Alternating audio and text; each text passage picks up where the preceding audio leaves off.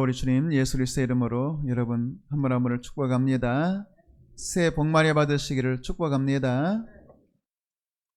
성경에 보면 시험이란 말씀이 나오죠. 시험이라는 말씀은 하나이지만 그 내용은 세 가지로 말씀드릴 수가 있겠습니다. 하나는 시험을 유혹이라고 해석해도 되겠습니다. 시험인데 유혹입니다. 마귀가 주는 것이죠. 우리를 무너뜨리려는 시험이 되겠습니다. 그 유혹은 대적해야 승리할 수가 있는 것입니다. 예를 들면 이런 것이죠. 가룟 유다에게 예수는 팔려는 생각을 마귀가 주었죠. 유혹 아니겠어요? 돈 때문이었을지 모르겠습니다만 예수님 배반하려는 시험이 찾아왔습니다. 그것이 바로 유혹 아니겠어요? 넘어질 수밖에 없는 믿음에서 쓰러뜨리려는 시험이 되겠죠. 두 번째로 시험은 시험이지만 말 그대로 시험이 있습니다. 시험 본다의 시험이죠. 시험 보는 목적이 뭐겠어요? 잘 보면 상 주려는 것 아니겠어요? 하나님께서도 우리에게 상 주시려고 시험을 주실 때가 있습니다. 근거가 있어야 되지 않겠어요? 상을 주려면 근거가 있어야죠. 시험의 결과가 있어야 되는 것 아니겠어요? 그런 것처럼 하나님 아브라함에게 상 주시기 위해서 시험을 보십니다. 그것을 바로 시험이라고 말하죠. 예를 들면 하나님이 아브라함에게 독자 이삭 모리아산에서 번제로 드리라고 말씀하시죠. 이것이 바로 시험이에요. 이 시험은 하나님께서 주신 것입니다. 시험의 목적은 합격하는 자에게 상 주려는 것이죠. 그때 이 시험 속에서 우리가 승리하려면 믿음이 있어야 되겠습니다. 하나님께서 아브라함을 시험하실 때 먼저 사랑을 시험하셨죠. 하나님께서 이렇게 말씀하셨어요. 그 시험에서 합격했을 때 독자 이삭보다 여호와를 더 사랑하고 경외했다. 이렇게 말씀했죠. 그러니까 그 시험은 독자 이삭을 사랑하느냐 하나님을 사랑하느냐 이 시험 아니겠어요? 이삭을 더 사랑하느냐 하나님을 더 사랑하느냐 이런 시험이죠. 그런데 겉으로 보게 되면 사랑에 대한 시험일 수 있겠지만 이 사랑은 믿음의 열매가 되겠습니다. 그러니까 다시 말하면 이삭을 바쳐라 이 시험은 믿음에 대한 시험이라고 말씀드릴 수가 있겠죠. 자, 이렇게 한번 생각해 볼까? 히브리서 11장에 보면 그 말씀을 이렇게 정리합니다. 하나님께서 아브라함에게 독자 이삭 모리아 산에서 번제로 바쳐라. 자, 그런데 먼저 이 말씀 하기 전에 이삭을 바쳐라는 말씀을 하기 전에 하나님이 아브라함에게 뭐라고 말씀하셨냐면 너의 자손은 이삭으로 말미암으리라. 자식이라는 말은 자손이라는 말은 씨라는 뜻도 해석할 수가 있겠는데 그러니까 너의 자손은 너의 씨는 너의 후손은 반드시 이삭 통해서 이루어질 것이다. 이렇게 말씀하셨어요. 자, 그럼 이제 아브라함은 자신의 현실의 시험과 하나님의 말씀 사이에서 판단해야 되겠죠. 하나님이 이삭 바쳐라. 그럼 이삭은 죽는다. 그런데 하나님이 이미 말씀하셨죠. 너의 자손은 반드시 이삭을 통해서만. 그러면 이삭이 죽으면 자손이 안 나오게 되죠. 씨가 안 나오게 되죠. 후손이 안 나오게 되죠. 그럼 어떻게 될 것이냐. 아브라함이 이렇게 생각했다는 거예요. 그러면 하나님 말씀은 반드시 너의 자손은 이삭으로 말미암으리라. 그런데 이삭이 죽어. 그럼 어떻게 되겠어요? 하나님이 이삭을 죽은 자 가운데서 다시 살리실 줄로 생각한지라. 이렇게 성경이 말씀하고 있어요. 그러니까 아브라함은 이렇게 생각을 정리한 것이죠. 하나님이 이삭 바쳐라. 이삭이 죽는다. 그런데 이삭 통해서만 자손을 주신다. 그럼 어떻게 되겠어요? 이삭이 죽어도 살아야 되겠죠. 그러니까 이삭을 바쳐라 이 말은 하나는 하나님이냐 자식이냐에 누구를 더 사랑하느냐는 사랑의 시험일 수도 있겠지만 하나님 사랑은 하나님의 믿음의 결과예요. 그러니까 이 말은 다시 말하면 믿음의 시험이 되겠죠. 그런데 여러분 아시는 것처럼 믿음은 어디에서부터 와요? 말씀에서부터 오죠. 그러니까 하나님이 너의 자손은 이삭으로 말미암으리라 이 말씀을 이미 하셨고 이 말씀을 진짜로 믿을 수 있겠느냐? 만약 이삭이 죽는다면 그래도 하나님이 이삭 통해서 자손 주신다는 말씀 믿을 수 있겠느냐? 그럼 어떻게 되겠어요? 그 말씀을 믿는다면 이삭은 죽어도 산다는 생각을 하게 되는 것이죠. 여러분 그러니까 하나님께서 아브라함에게 이삭을 번제로 바치라 그 말은 하나님이 주신 시험이긴 한데 그 시험은 하나님이냐 이삭이냐 하나님이냐 자식이냐에 대한 사랑의 시험일 수도 있겠지만 그것은 믿음의 시험이죠. 하나님의 말씀을 믿을 수 있겠느냐, 어떤 상황 속에서도, 심지어 이삭이 죽었다라고 말한다면 그 죽는 상황 속에서도 하나님의 말씀 이루어질 수 있겠느냐. 아브라함은 하나님의 말씀은 반드시 이루어진다, 하나님의 말씀 반드시 하나님이 신실하게 책임지신다. 그럼 어떻게 되겠어요? 이삭이 죽어도 다시 살아나야 이삭이 결혼하고 자식 낳고, 그래서 이삭을 통해서 후손이 나오는 것 아니겠어요? 그러니까 아브라함은 그 시험 속에서 생각을 잘한 겁니다. 어떤 생각을 했어요? 이삭이 죽는다는 현실이 아니라 하나님의 말씀이 이루어진다는 생각을 하게 된 거죠. 그 생각이 바로 믿음 아니겠어요? 그렇게 아브라함은 믿음의 시험에서 승리했고, 이렇게 승리한, 시험에서 승리한 아브라함에게 하나님께서 복을 약속하셨죠. 내가 너의 자손으로 말미암아 천하 만민이 복을 받게 할 것이다. 너의 자손을 통해서 원수의 성문을 차지하게 할 것이다. 내가 너와 너의 자손에게 천대까지 복을 줄 것이다. 하늘의 별같이 바닷가의 모래같이 복을 줄 것이다. 이렇게 말씀하신 것이죠. 그러니까 시험은 시험인데 두 번째로 시험은 말 그대로 시험 문다의 시험이 되겠어요. 그 시험은 하나님이 주신 것이고, 그 시험은 통과하면 하나님이 상 주시고 복 주시는 것이죠. 세 번째가 되겠습니다. 시험은 시험인데 연단이라고 해석해도 되겠습니다. 그러니까 시험은 시험이에요. 그러니까 이 시험은 때로 사람을 통해서 올 수도 있고, 환경을 통해서 올 수도 있고, 고통스럽고 괴로운 현실 속에서 우리가 시험당할 때가 있잖아요. 말 그대로 나 요즘 시험당했어. 누구 때문에? 사람 때문에. 나 요즘 내 환경이 힘들어, 괴로워, 실패해서. 환경 때문에 시험당할 수도 있죠. 그런데 그런 모든 시험은 하나님이 허용하셔야 우리에게 시험이 찾아오는 거예요. 그 시험은 하나님이 연단의 목적으로 허용하시는 거죠. 예를 들면 욥이 마귀의 시험을 당했잖아요. 그 시험 당할 때 마귀가 마음대로 욥을 시험하는 게 아니에요. 하나님께서 허락하시는 범위 내에서만 시험할 수 있어요. 하나님이 욥이 시험 당하는 것을 허용하셨다, 그 말이죠. 왜요? 하나님께서 욥에게 최후의 승리, 갑절의 복 주시려는 하나님의 뜻이 있는 것입니다. 어쨌든 하나님의 사람은 마귀가 마음대로 시험 못해요. 여러분들이 하나님의 자녀라면 여러분의 찾아오는 모든 시험은 하나님의 뜻 가운데, 하나님의 섭리 가운데 하나님이 허락하셔야, 혹은 하나님의 허용이 있어야 시험이 찾아온 것 믿으시기를 바랍니다. 그 시험은 연단의 의미가 있어요. 욥기 23장에서 욥이 그런 시험 당할 때 그런 말 하잖아요. 내가 가는 길을 나는 몰라. 그러나 나의 가는 길을 오직 하나님이 아시나니 그가 나를 단련하신 후에는 내가 순금같이 되어 나오리라. 욥은 알았어. 이 시험이 말할 수 없는 고통스러운 시험이에요. 가정의 시험, 육체의 시험, 혹은 생업의 시험, 모든 시험이 다 찾아왔지만 이것은 하나님이 나를 단련하시는 시험이다.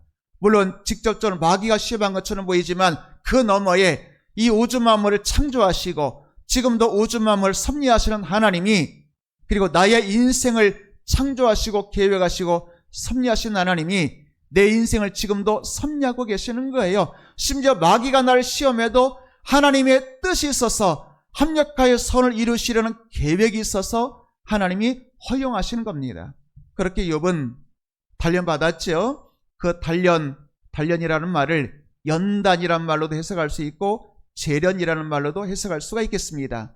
베드로서 1장에 보게 되면 베드로 사도가 이런 말을 하죠. 너에게 불같이 찾아오는 시험이 있을 때에 불같은 시험에 대해서 염려하거나 낙심하지 말아라. 하나님이 너를 지금 단련하는 것이고 이 시험에서 승리하게 되면 순 같은 믿음을 너에게 줄 것이다. 이렇게 말씀한 것을 보게 됩니다. 그러니까 시험은 말 그대로 시험인데 이 시험은 연단의 의미가 있어요. 다른 말로 말하면 단련의 의미, 그리고 또 다른 말로 말하면 재련의 의미. 그러니까 욥으로 말하면 나를 단련하셨다. 베드로 사도로 말하면 하나님이 너를 지금 재련하고 계신다. 그러니까 돌 하나가 있어요. 그 돌에 아주 반짝반짝 빛나는 금이 있습니다. 그런데 불순물들, 돌들이 섞여 있죠. 그러면 그 돌을 뜨거운 영광로에 집어넣고 녹이게 되는 것이죠. 말 그대로 불같은 시험이죠. 그러나 그 목적이 뭐겠어요? 불순물을 뽑아내고 순금을 얻어내는 재련의 과정이죠. 하나님 우리에게 시험을 주신다의 의미는 우리 안에 있는 순금 같은 믿음을 주시기 위해서 때로 고난도 주시고 고통도 주시죠. 그러나 그 고난에는 뜻이 있는 거예요. 시편 기자의 고백대로 말한다면 고난도 내게 유익이라. 고난으로 말미암아 내가 하나님의 말씀을 배우고 하나님 말씀 순종하는 법을 배웠다. 이런 것 아니겠어요?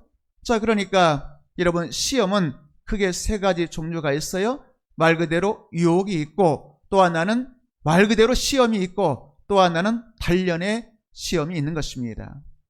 오늘 말씀 보면 예수님이 마귀에게 시험당하는 장면이 나오죠. 광야에서, 혹독한 광야에서 40일을 굶주리신 후에 마귀에게 시험당하죠. 그러니까 예수님이 시험당하셨다의 이 시험은 유혹이라고 말할 수도 있을 것 같습니다. 그러면 예수님은 왜 시험을 받았을까요? 자, 지금 마귀가 예수님을 시험하고 있잖아요. 그럼 여러분 아시죠? 욥이 마귀에게 시험당할 때에 하나님이 허용하신 범위 내에서만, 하나님이 뜻이 있어서 허락하신 범위 내에서만 마귀가 시험할 수 있다고 여러분들이 말씀드렸잖아요. 그런 것처럼 예수님이 시험을 받으셨어요. 그런데 여러분 아시죠? 지난 시간에 3장 말씀에 보게 되면, 오늘 우리가 이제 4장 말씀을 읽고 있습니다만 3장 말씀 보게 되면 예수님이 요단강에서 요한에게 세례받으시고 올라오실 때 하늘이 열리고 하나님의 영광이 나타나고 성령이 비둘기같이 임하고 이는 내 사랑하는 아들 내가 너를 기뻐하노라 하나님 성 들렸다 그랬잖아요.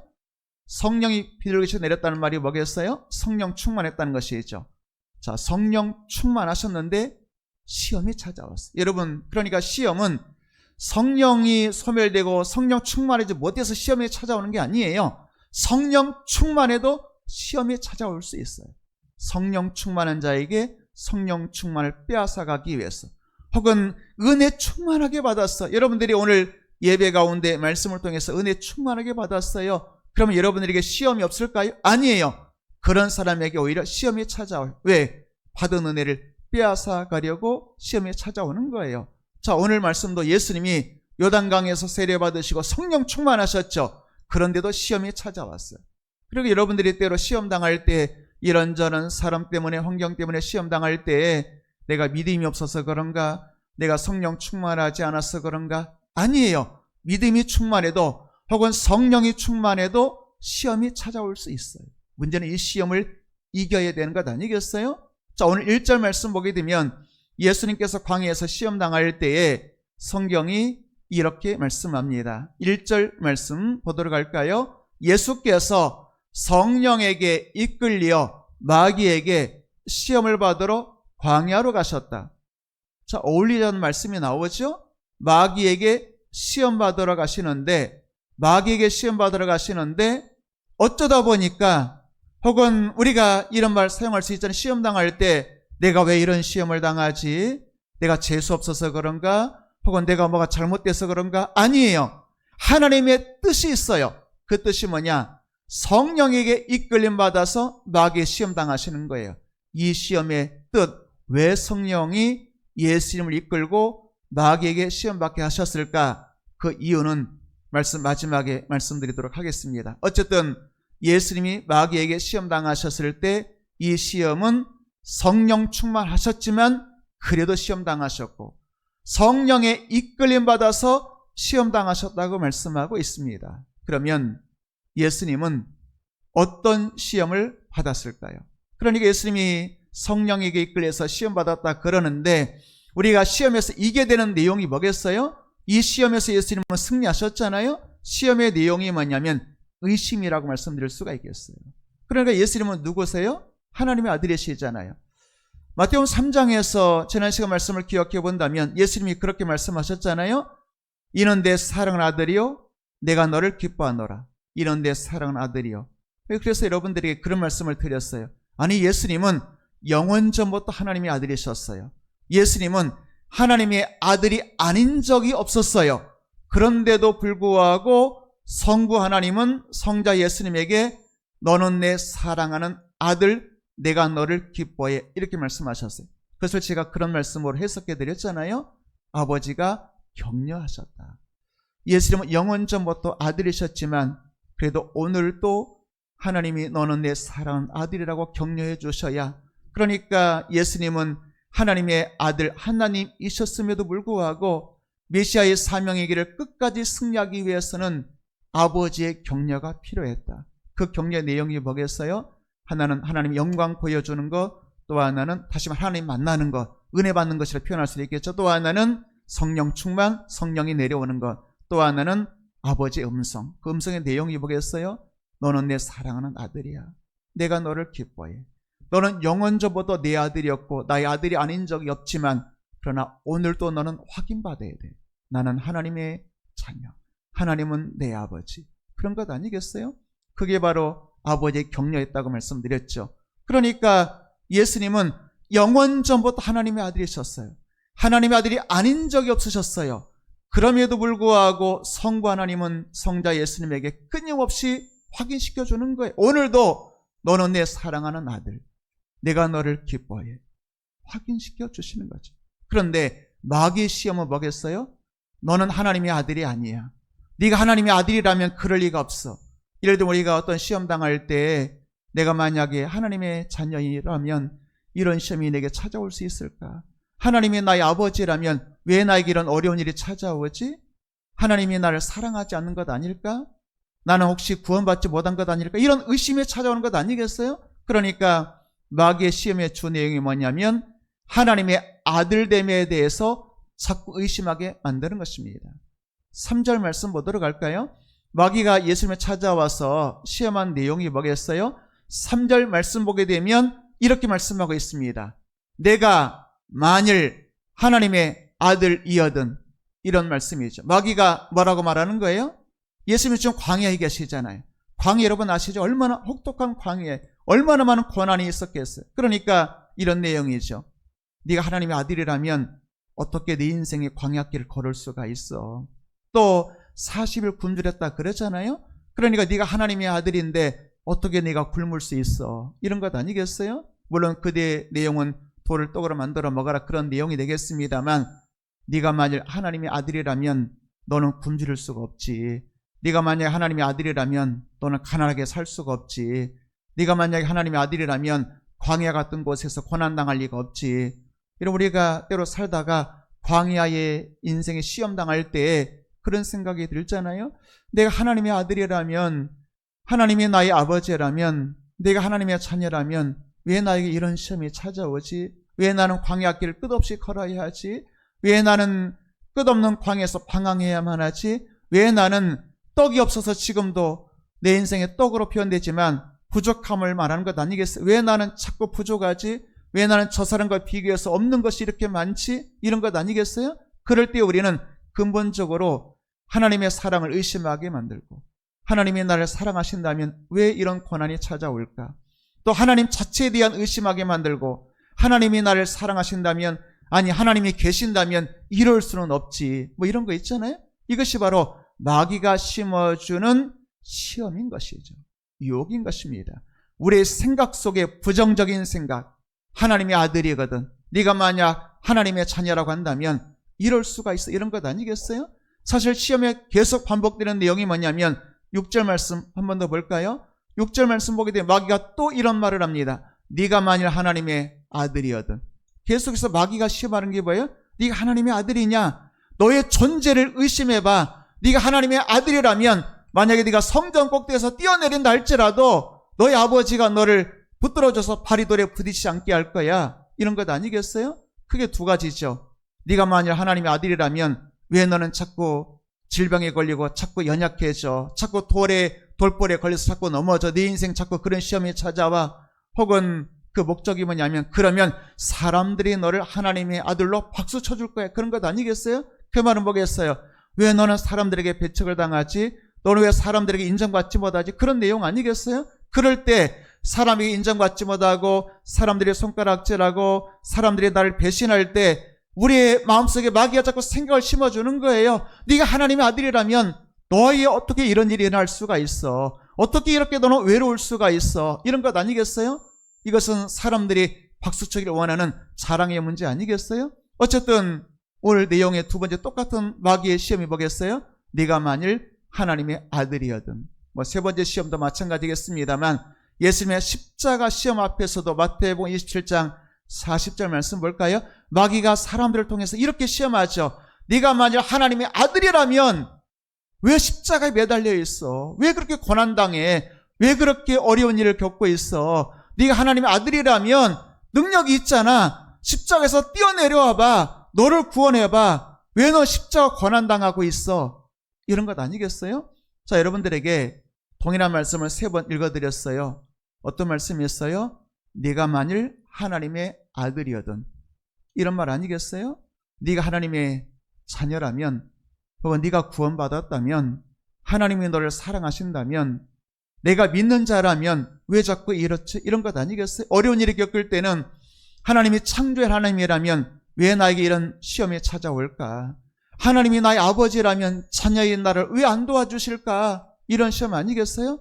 더 나아가서 하나님이 나를 사랑하신다면 왜 그러면 어떻게 되겠어요? 하나님이 나를 사랑하지 않는 것 아닐까?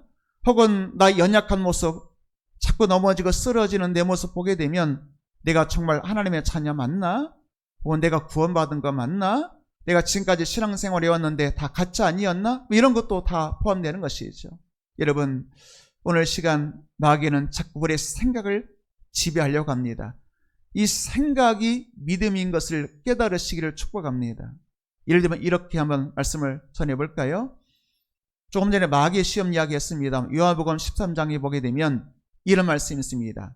마귀가 가룟 유다의 마음에 예수를 팔려는 생각을 넣었더라. 다시 한번 볼까요? 가룟 유다의 마음에, 그러니까 마음에서 이루어지는 것이 생각이에요. 그러니까 마음이라는 말과 생각 같은 말이에요. 그러니까 마음을 다해 하나님 사랑하는 거, 우리 중심도 포함이 되겠지만 생각이 올바르게 된다는 것을 말씀하고 있어요. 가룟 유다의 마음에 예수님 팔려는 생각 넣었다 그랬잖아요. 생각이 잘못되면 실패하는 것입니다. 또 마태복음 16장에 보게 되면 예수님이 십자가 고난 이야기 하잖아요. 베드로의 신앙 고백 이후로 예수님이 인자가 예루살렘 올라가면 고난당하고 십자가 가지고 죽을 것이다. 그때 시몬 베드로가 그렇게 말하죠. 주여 그리 마옵소서. 십자가 지지 마세요. 인간적인 말을 하게 되죠. 그때 예수님께서 뭐라고 말씀하셨어요? 네가 하나님의 일을 생각하지 아니하고 사람의 일을 생각하는도다. 너는 나를 넘어지게 하는 자로다. 사탄아 물러가라. 이런 것 아니겠어요? 그러니까 여러분 뭐가 중요하겠어요? 생각이 중요해. 이 생각이 말로 나와. 그러니까 베드로가 예수님에게 십자가 지지 말라고 한 것은, 십자가 없는 영광만 가지라고 한 것은 생각이 잘못됐어요. 그 생각이 뭐예요? 사람의 생각이야. 예수님 뭐라고 말씀하셨어요? 사람의 생각하지 말고 하나님의 생각을 해라. 이렇게 말씀하신 것 아니겠어요? 여러분, 오늘 시간 여러분의 생각 관리 잘하는 여러분 되기를 축복합니다.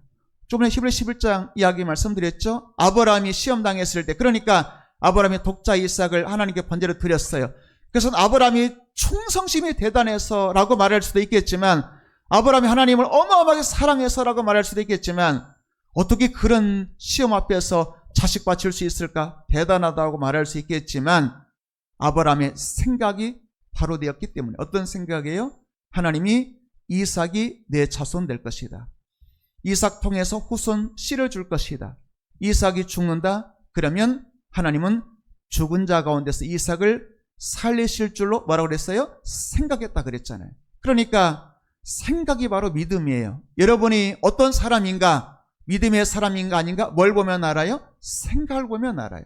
그렇기 때문에 여러분들이 그 어떤 것보다도 생각 관리 잘 하시기를 축복합니다. 우리가 관리해야 될 게 많아요. 예를 들면 건강관리 잘해야 되죠. 건강관리 위해서 밥도 음식도 잘 조절해서 먹고, 또 영양제도 먹고, 운동도 하고, 건강관리 위해서 얼마나 많이 우리가 투자해요. 건강관리 잘해야죠. 또 재정관리 잘해야 가정에 평안이 있고 또 필요한 것들을 공급하고 자녀 양육할 수 있으니까 재정관리 잘해야죠. 또 우리는 기본적으로 시간관리 잘해야 되지 않겠어요? 헛되이 시간 쓰다 보면 우리가 원하는 것을 이룰 수가 없죠. 또 우리가 사람관리, 인맥관리라는 표현을 사용하는데, 인간관계 인맥관리 잘해야 또 우리가 사회생활 잘할 수 있죠. 여러 가지 관리를 잘 해야 되겠습니다만 가장 중요한 관리가 뭐냐면 생각 관리입니다. 왜냐하면 생각이 믿음이기 때문에 그래요. 생각이 잘못되면 믿음이 잘못된 거예요.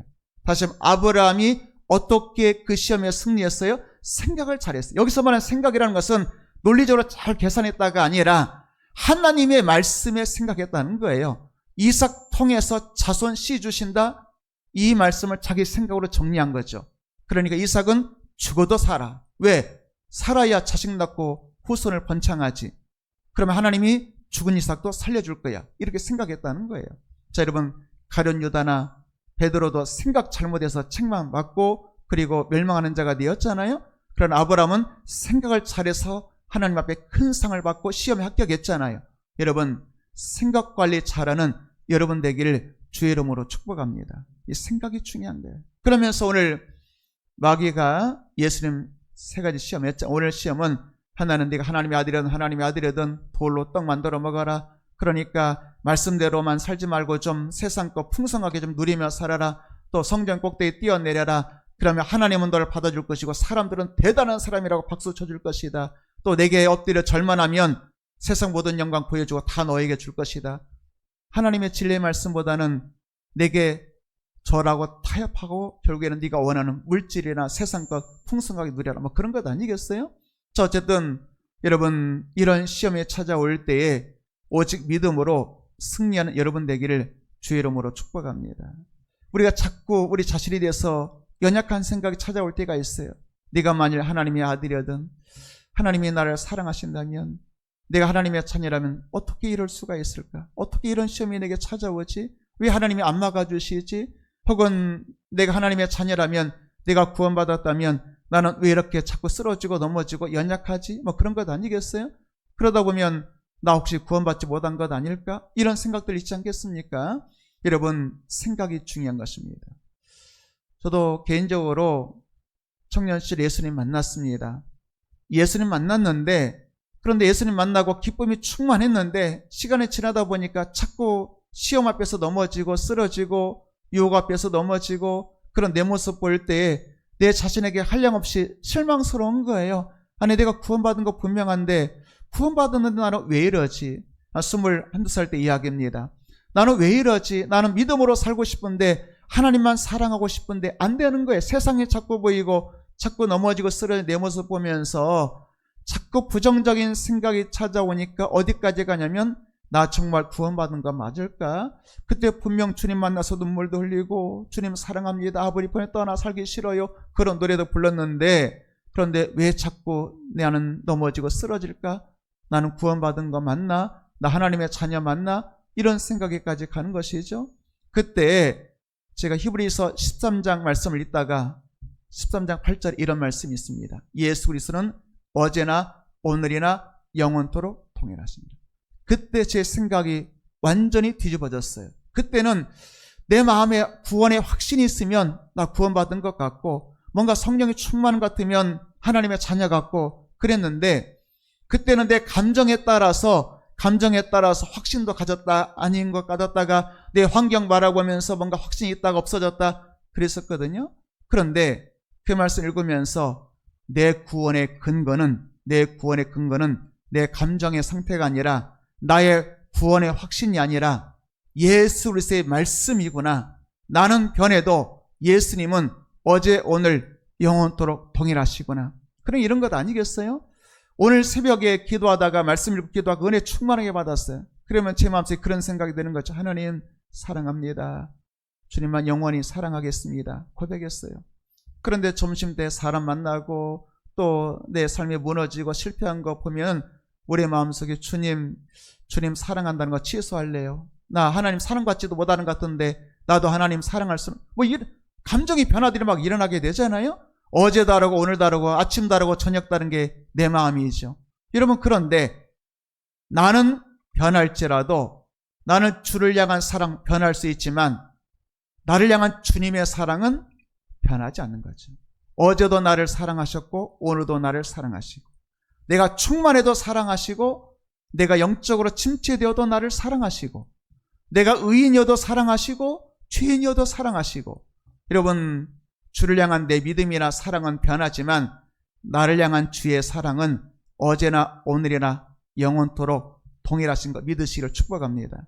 하나님은 내 상태 보고 나를 사랑하시는 게 아니에요. 여러분, 로마서에 보게 된 그런 말씀이 있잖아요. 우리가 아직 죄인 되었을 때 그리스도께서 울려 죽으심으로 하나님께서는 우리를 향한 자기의 사랑을 확정하셨느니라. 내가 구원받을 만한, 사랑받을 만한 자격이 있어서 하나님이 나를 사랑하신 게 아니에요. 내가 의인이기 때문에 독생자를 십자가에 내어주신 게 아니에요. 내가 죄인이지만 하나님이 사랑하셔서 독생자 내어주셨죠. 여러분, 하나님은 내가 사랑할 만하기 때문에 사랑한 게 아니에요. 하나님의 자녀이기 때문에 사랑하신 거죠. 그러므로 여러분, 우리가 분명하게 믿어야 될 것은 우리의 구원의 근거는 나에게 있는 게 아니에요. 내 구원의 근거는 하나님의 말씀에 있다는 것 믿으시기를 축복합니다. 우리가 때로 우리의 신앙이 흔들릴 때마다 자꾸 내가 하나님의 아들인가, 하나님의 딸인가, 하나님의 자녀인가, 하나님의 나의 아버지인가, 만일 하나님의 아들이거든, 네가 만일 하나님의 자녀라면 어떻게 이럴 수가 있어? 이런 생각이 들 때마다 우리는 내 감정, 내 마음속에 부정적인 생각이 아니라 하나님의 말씀 붙들어야 되겠습니다.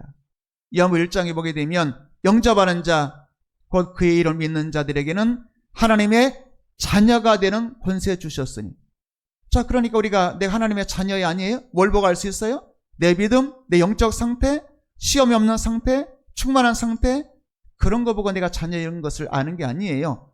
하나님이 말씀하시기를 영접하는 자, 믿는 자는 하나님의 자녀야 말씀하셨죠. 그럼 우리는 나의 상태가 아니라 말씀 붙들고 하나님의 자녀임을 깨달아야 되겠죠.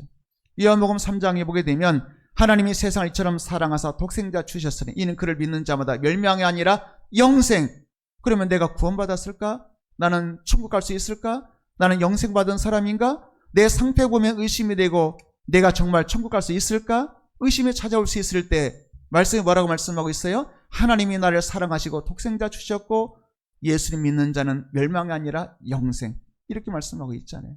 말씀 붙들고 시험에서 승리해야 되겠습니다. 여러분, 우리가 천국 가는 것은 믿음으로 가는 나라, 하나님 나라 이렇게 우리가 이야기하고 있습니다만 믿음이라고는 조건을 가지고 천국 가는 게 아니에요. 만약에 내가 믿어서 천국 간다면 그 믿음은 내 안에서 나온 거니까 나의 공로예요. 믿음도 나의 공로야. 그런데 내가 믿음으로 천국 간다라고 말할 때 그 믿음 앞에 어떤 단어가 있냐면 에베소 2장에 이런 말씀이 있어요. 그 은혜에 의하여 믿음으로 말미암아 구원을 받았나니 너에게서 난 것이 아니요 하나님의 선물이라. 그러니까 여러분, 믿음이라고 하는 것도 내 안에서 믿음이 생기는 게 아니고 믿음도 하나님의 은혜로, 은혜라는 말은 그 뒤에 선물이라는 단어가 있잖아요. 은혜라는 말은 선물이라는 뜻이에요. 선물의 의미가 뭐겠어요? 선물은 그 사람이 자격이 있어 선물 주는 게 아니에요. 주는 사람이 주고 싶으면 그것이 선물이 되는 것입니다. 그리고 여러분, 우리가 믿음이라고 하는 것은 하나님의 은혜의 선물로 우리에게 믿음을 주셨어. 그러니까 우리가 하나님을 믿게 되었다, 그 말은 내가 다른 사람들보다 존귀심이 많아서가 아니라 하나님이 선물로 은혜로 우리 안에 믿음을 주셨어요. 그러니까 믿어지는 거예요. 내가 믿는 게 아니고 믿어지는 것입니다. 여러분, 그렇기 때문에 은혜의 선물로 우리 안에 믿음이 주어졌어요. 하나님을 믿지 않는 자는 첫사랑 아담의 범죄 이후로 모든 사람은 영원히 죽었어요. 영 죽을 수밖에 없느니 아니고 이미 영적으로 죽었어요. 죽은 자는 말이 없대죠. 말만 없겠어요. 죽은 자는 들리지도 않아요. 죽은 자 욕한다고 그 사람 일어나가지고 너 왜 나 욕해? 그러겠어요? 죽은 자는 듣지 못해요. 그러면 여러분들이 1000년 동안 말씀 들어도 죽은 자는 말씀이 안 들려요. 그런데 하나님 여러분들에게, 죽은 여러분들에게 생명을 불어넣어 주시면 산 자가 되면 말씀이 들리기 시작하는 거예요. 내가 살아있기 때문에. 그래서 여러분들이 하나님의 말씀이 들리고 말씀 들을 때 은혜가 되고 또 말씀 들을 때 확신이 생기고 말씀 들을 때 의심이 생길 때 말씀으로 그 의심을 물리칠 수 있다면 하나님 여러분들 안에 믿음을 선물로 주신 겁니다. 그러면 내가 산자가 되는 것이고 산자는 하나님 말씀이 들리는 거예요. 그렇기 때문에 말씀을 읽으면, 말씀을 들으면 그냥 믿어지는 거예요. 하나님이 천지 창조하셨다, 말도 안 되는 이야기라고 세상 사람들 말할 수 있겠죠? 나는 믿어지는 것입니다. 성령으로 마리아가 예수님을 잉태하고 동정녀의 몸으로 하나님의 아들을 이 땅에 탄생케 하셨다? 말도 안 되는 경험으로, 상식으로, 과학으로 말도 안 되나 그러나 그 말씀을 읽을 때, 들을 때 내 마음속에 아멘 믿어져요. 그래서 하나님이 여러분 믿음을 주셨기 때문이에요. 누군가는 그 믿음을 갖고 싶어도 안 되는 사람이 있어요. 교회를 10년, 1000년 다녀도 안 믿어지는 사람은 안 믿어져요.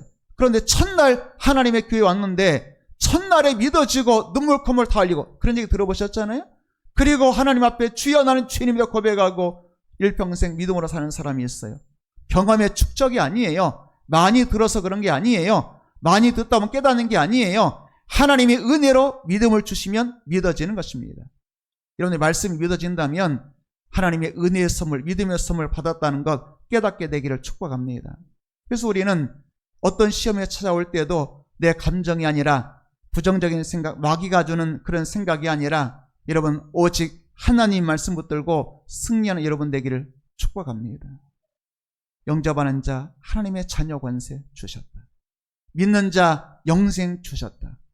은혜에 의한 믿음으로 구원받았으니 하나님의 선물이다. 우리가 그것을 믿는 것 아니겠어요? 자, 그러면 예수님이 이런 의심에 대한 마귀가 네가 하나님의 아들이 맞냐? 하나님의 아들이면 어떻게 광야에, 하나님의 아들은 어떻게 네가 배고플 수가 등등 시험에 찾아올 때 예수님은 무엇으로 시험을 이겼을까요? 예수님은 하나님이시잖아요. 예수님은 하나님의 아들이시잖아요. 예수님은 말씀이신 분이잖아요. 그런데도 예수님은 자신이 말씀의 본체이시고 예수님 자신이 하나님의 아들이심에도 불구하고 예수님이 성령 충만하셨음에도 불구하고 예수님 마귀를 물리칠 때 기록된, 여기서 기록된이라는 말은 성경에 기록된 이런 뜻이 되겠습니다. 말씀으로 물리쳤습니다. 이런 마귀의 시험 계속 여러분들에게 말씀드렸잖아요. 3번 반복해서 뭐라고 그랬죠? 네가 만약 하나님의 아들이거든, 네가 하나님이라면 그럴 수 있어보다 하나님의 아들이거든 이랬잖아요. 예수님은 어떻게 마귀의 시험을 이겼을까요? 4절, 7절, 10절 반복되어 나올 말씀이 뭐냐면 기록되었으되, 7절 또 볼까요? 기록되었으되, 10절 또 볼까요? 기록되었을 때. 내용은 여러분 설명하지 않겠어요. 다 아는 내용이에요. 자, 중요한 것은 뭐겠어요? 예수님이 무엇으로 마귀를 대적하고 승리하셨어요?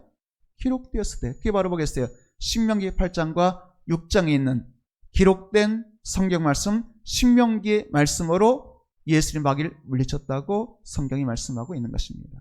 여러분, 하나님의 아들이시지만 성령 충만하셨지만 말씀의 본체이시지만 그럼에도 불구하고 예수님은 자기 권세로 마귀를 물리친 것이 아니고 기록된 말씀으로 마귀를 대적하시고 승리하셨습니다. 여러분들이 마귀를 이기는 유일한 비결이 있다면 하나님의 말씀, 에베소 말씀에 있는 것처럼 성령의 검, 곧 하나님의 말씀을 가지라. 마귀를 이기는 비결이 뭐예요? 성령의 검, 하나님의 말씀. 여러분, 예수님 마귀를 어떻게 이기셨어요? 기록되었으되. 그러려면 여러분들이 하나님 말씀을 읽기도 하셔야 되겠고, 쓰기도 하셔야 되겠고, 공부도 하셔야 되겠고, 듣기도 하셔야 되겠지만, 여러분 하나님 말씀을 암송도 하는 여러분 되기를 축복합니다. 예수님이 암송하셨으니까, 말씀이신 예수님이 암송하셨으니까 기록되었으되, 기록되었으되, 기록되었으되. 마귀가 시험하는데 예수님이 말씀으로만이 마귀를 이길 수 있다. 그런데 그 말씀이 어딘가 생각날 것도 같은데 그 말씀이 어렴풋이 생각나가지고 마귀야 잠깐만 기다려, 내가 성경 좀 찾아보겠다고. 신명기에 있나 민수기에 있나. 여러분 예수님이 그러셨겠어요? 암송된 말씀으로 즉각 마귀를 대적하셨죠. 요한복음 14장에 보게 되면 성령이 오시면 성령이 하시는 일이 뭐냐면 말씀을 생각나게 하시는 분이라고 말씀하고 있어요. 그러니까 마귀가 지금 시험할 때 예수님은 성령 충만했다고 말씀드렸죠. 성령의 인도하심 받았다 그랬잖아요. 성령의 인도하심 속에서 성령이 예수님에게 말씀을, 기록된 말씀을 생각나게 하고 그 말씀으로 정확하게 어떤 시험이 오면 어떤 말씀으로 대적할 것인지 정확하게 그 말씀으로 대적해서 승리했다고 말씀하고 있는 것이죠. 여러분, 그러므로 여러분들이 기도할 때 성령께서 말씀을 응답해 주시잖아요. 또 마귀가 시험할 때 말씀으로 물리칠 수 있잖아요. 어떻게 되겠어요? 암송된 말씀이 있어야 생각나게 할 것 아니겠어요? 그럼 여러분 하나님의 말씀 암송도 하시고 그 말씀 묵상하면서 그 말씀으로 승리하는 여러분 되기를 축복합니다. 자, 예수님은 하나님의 아들이셨잖아요. 그런데도 성령의 이끌려서 인도함 받아 시험 당하셨죠. 왜 그러셨겠어요? 예수님이 승리하심으로 우리에게 마귀의 시험에서 승리할 수 있는 길을 알려주신 것입니다. 여러분, 첫사람 아담은 에덴 동산에서 살았어요. 예수님은 광야에서 지금 살고 계시죠. 자, 그 말은 무슨 말이겠어요? 아담은 에덴 동산의 풍성한 환경 속에서도 시험에서 실패했어요. 예수님은 광야의 가장 혹독한 환경 속에서도 시험에서 승리하셨어요. 아담은 에덴 동산의 모든 나무 열매를 마음껏 먹을 수 있는데도 불구하고 실패했어요. 예수님은 40일 굶주리셨지만 승리하셨어요. 첫사람 아담의 실패를 성경은 예수님을 둘째 아담으로 표현하고 있어요. 이 땅에 다시 오신 그 아담이신 예수님이 마귀의 시험을 승리하셨죠. 여러분, 둘째 아담으로 오신 예수님이 승리하심으로 예수를 믿는 자, 승리하신 예수 그리스도를 믿는 자는 누구든지 어떤 시험에서든지 승리할 수 있다는 것을 보여주신 것입니다. 여러분, 예수님이 승리하신 것처럼 여러분들도 승리하는 여러분 되기를 주의 이름으로 축복합니다. 어떤 마귀가 시험에도 말씀으로 대적해서 부정적인 생각, 의심의 생각, 네가 하나님의 자녀냐, 하나님이 너 사랑하느냐 등등 모든 의심, 생각에 찾아오는 마귀의 시험을 말씀의 생각으로 물리치고 승리하는 여러분 되기를 주님의 이름으로 축복합니다.